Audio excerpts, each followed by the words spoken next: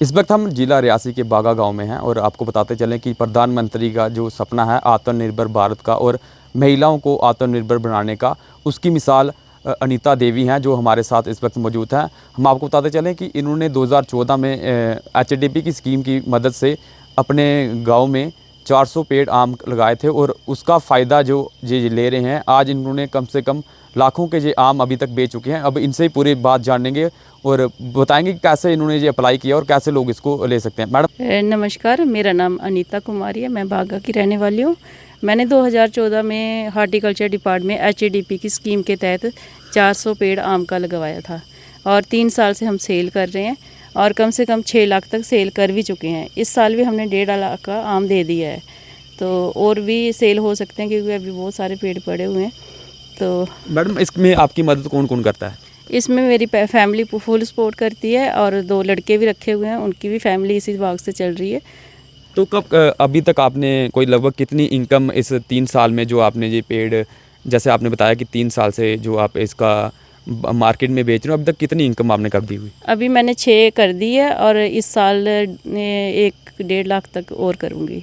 तो मैडम जो सपना है प्रधानमंत्री मोदी जी का कि महिलाओं को आत्मनिर्भर बनाना है, तो क्या सोचते हैं कि आप ऐसी स्कीमों का, जो महिला जो बाहर दूर दराज इलाका है हमारा रियासी, तो महिला अगर ऐसी स्कीमों का फ़ायदा लें तो वो आत्मनिर्भर हो सकती हैं? बिल्कुल जी, महिलाओं को आगे आना चाहिए और इन स्कीमों का फ़ायदा लेना चाहिए। महिलाओं को क्या, युवा बच्चों को भी आगे आना चाहिए, जिनकी ज़मीनें हैं उनको इन चीज़ों का फ़ायदा लेना चाहिए क्योंकि गवर्नमेंट की बहुत सारी स्कीमें हैं और मोदी जी ने ये तो घर घर जाके स्कीमें पहुँचाई हुई हैं। क्योंकि एग्रीकल्चर हार्टिकल्चर अगर कैंपिंग करते हैं उसमें सारी स्कीमों के बारे में बताते हैं और मैं JKRL उम्मीद से भी जुड़ी हूँ। अपनी महिलाओं को वहाँ भी फ़ायदा इसका दिलाया, कम से कम 100 लेडीज़ को मैंने इसका फ़ायदा दे दिया अभी तक। जैसे आपने बताया कि आप उम्मीद परिवार से भी जुड़े हुए हैं, तो कितनी महिलाओं को आपने रोज़गार दिया है और क्या क्या रोज़गार आपने उनको दिया है? मेरे पास कम से कम 200 लेडीज़ काम कर रही हैं अभी। मैं मल्टीपल बिजनेस करती हूँ, स्पाइसेस का है मेरा, जूट का है और इसके साथ साथ अपनी बागवानी है। बागवानी के साथ मेरा एक नीटिंग का वो यूनिट लगवाया हुआ है, उसमें कम से कम 20-30 लेडीज़ काम करती हैं। और जैसे हम स्पाइसेस का काम करते हैं, इसका रॉ मटेरियल भी हम अपनी ही लेडीज़ से लेते हैं और HADP की स्कीम के तहत मैंने एक ट्रैक्टर भी निकलवाया हुआ है। तो मैडम देखो, जिस प्रकार आपने बताया कि जो प्रधानमंत्री जी की जो स्कीमें हैं जो आप तक पहुंच रही हैं, तो जो बाकी लेडीज़ बची हुई हैं गांव में जिनको अभी तक इस स्कीम का पता नहीं है, वो आपसे कैसे जुड़ सकते हैं?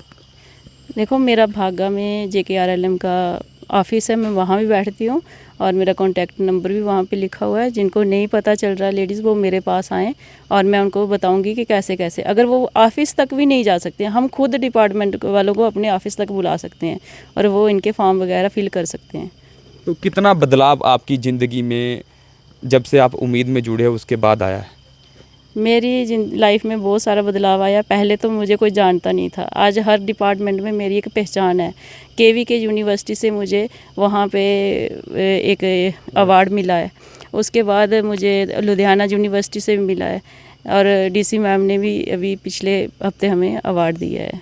तो क्या मैसेज रहेगा आपको, जो दूर दराज की महिलाएं आपको पूरे जम्मू कश्मीर से देख रही हैं?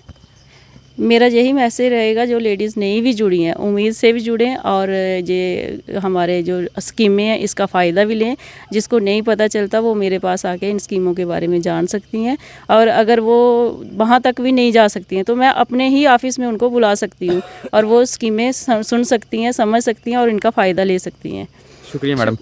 तो ये थे अनीता देवी हमारे साथ बात कर रहे थे। इन्होंने बताया कि जो गवर्नमेंट की स्कीमें हैं उससे आज महिलाएं आत्मनिर्भर बन गई हैं और अपने साथ साथ इन्होंने 200 महिलाओं को भी रोज़गार दे दिया है। जी, जम्मू कश्मीर लद्दाख से रियासी से मैं अमन।